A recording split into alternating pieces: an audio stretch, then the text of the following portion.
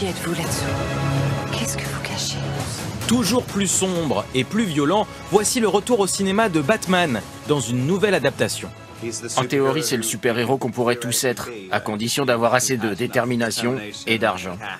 Un personnage mystérieux au costume de chauve-souris. Né il y a 80 ans, Batman est l'un des premiers super-héros. Ses gadgets sont légendaires et ses ennemis aussi cultes que lui.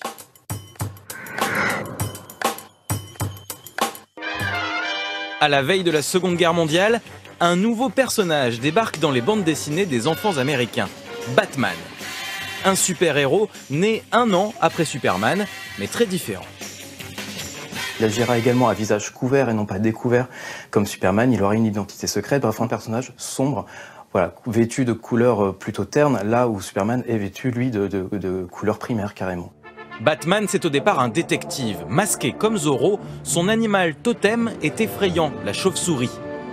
Mais ce qu'il manque à ce super-héros, ce sont des super-pouvoirs. Alors les scénaristes ont trouvé une solution.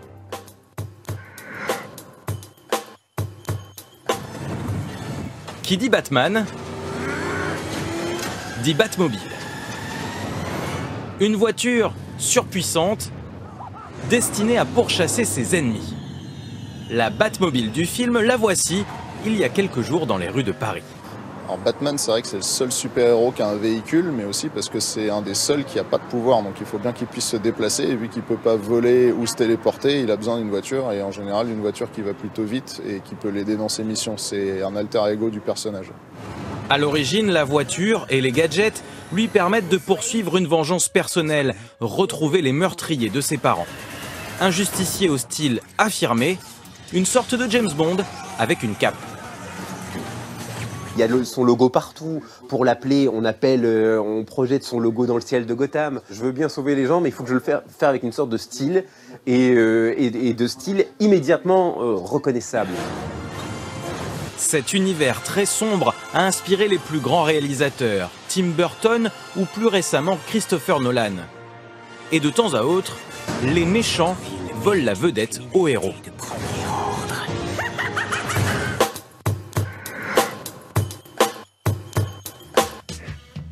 En 2019, le Joker, l'ennemi juré de Batman, a droit à son propre film. L'homme chauve-souris n'y apparaît même pas. Pourtant, c'est un succès. Car dans la galaxie Batman, les personnages ont toujours plusieurs facettes, à l'image de Catwoman. Dans Batman, on peut s'identifier à plusieurs personnages. D'ailleurs, c'est difficile de dire qui est le gentil, qui est le méchant. Dans ma vie, je me suis parfois dit que j'étais d'accord avec Batman et parfois avec le Joker. C'est le secret de Batman, des histoires complexes qui ne parlent pas qu'aux enfants. Ce mythe contemporain n'a pas fini d'être décliné au cinéma. La peur est un outil. Cette lumière qui déchire le ciel, ce n'est pas qu'un appel à l'aide. C'est un avertissement.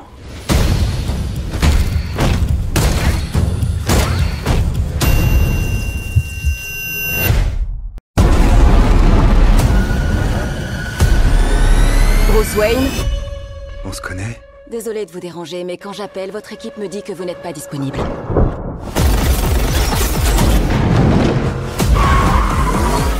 Vous pourriez en faire plus pour nos concitoyens. Vous venez d'une longue lignée de philanthropes et à ma connaissance, vous ne faites pas votre part.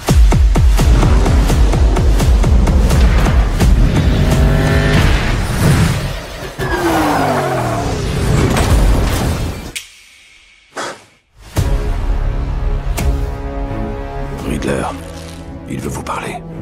Le tueur a laissé ça pour Batman. Pourquoi il s'adresse à vous? Oh voilà. Je cherchais à vous joindre.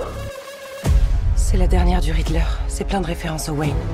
Il faut qu'on résiste, sinon personne ne le fera. Vous avez un tas de chats. J'aime les bêtes qui errent dans les rues. Le bat et la cat.